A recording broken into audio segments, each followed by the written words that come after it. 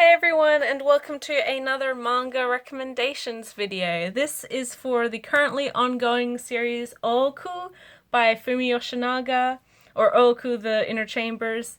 This is her historical drama piece, very focused on the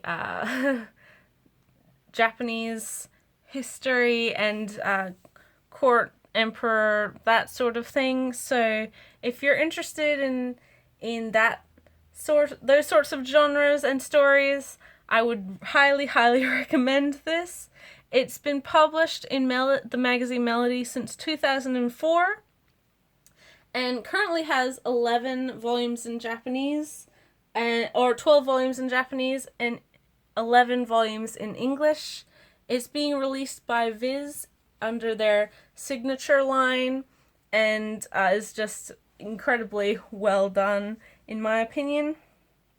So this story is about the Japanese, or is set back hundreds of years ago, back when Japan was still a very isolated country. There wasn't much, outside influence from the rest of the world.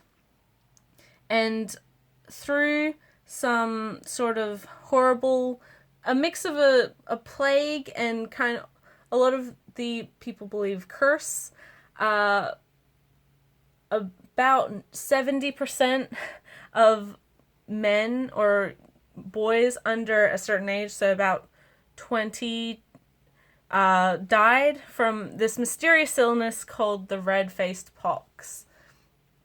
And it's just horrific. It's completely decimated the population of Japanese males, and so women have had to kind of come to the forefront and lead society, as it were. So it's an interesting take on Japanese history, where a lot of the famous leaders have actually become changed to female counterparts. So there's still technically the historical versions of themselves, but they're women more rather than men, just because women became, the merchants, the ruling government, everything, because otherwise society would fall apart. Men became such a kind of scarce and precious thing that boys are kind of coddled and really treated like a lot of girls were, just taught to cook and sew, and hopefully we can sell you, or marry you off to what's the word, rich, wife someday. So it's very much kind of a twist on history, but still covering a lot of the stuff that happened. So Oku really focuses on the inner chambers, which were a real thing. It was the kind of harem of women that the emperor had, and these young women were chosen or sent or whatever to live in this place and serve the emperor as he so chose to. Obviously, in this reality of the story, the emperor is a woman, and so they have all these young men sent to these inner chambers to, service the emperor as she wishes.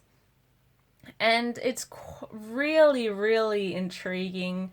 There's a lot of really cool stuff in here. The biggest thing I think most people have a problem with in this story is the language used. It is written in very old-timey English, if that makes sense. I'll see if I can find an example of there. See, So that is to say, your grace hath forgiven me my insolence. It's a little bit hard to really get into if you're not used to that sort of thing, but once you read more, you do kind of just, that's just part of the story, that's how you figure it.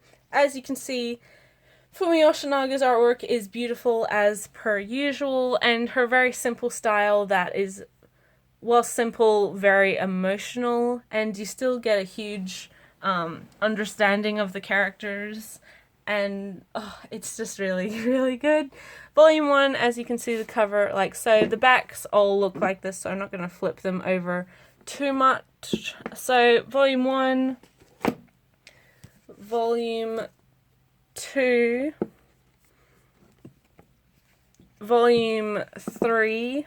The great thing about this one as well, it actually goes through multiple generations of emperors and government and that sort of thing. So it's very, very interesting to kind of see where your favorite characters end up or how the story progresses. Volume 4, obviously. Volume 5. Volume 6. Volume 7. Volume 8,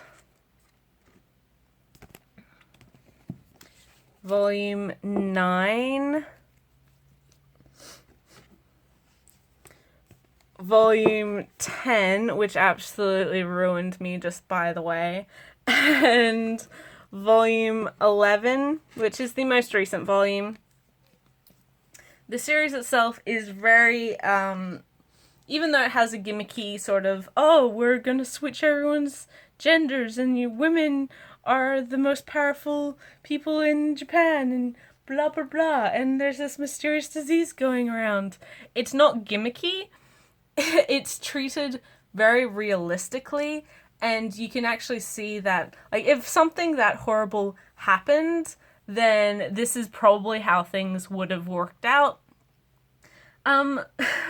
Recommendation wise, it's really kind of hard to recommend one sort of series that encompasses a lot of what this series has, but just for the same sort of men are the least dominant kind of power, then I do recommend Operation Liberate Men, which is a manhwa Korean comic published by Net Comics.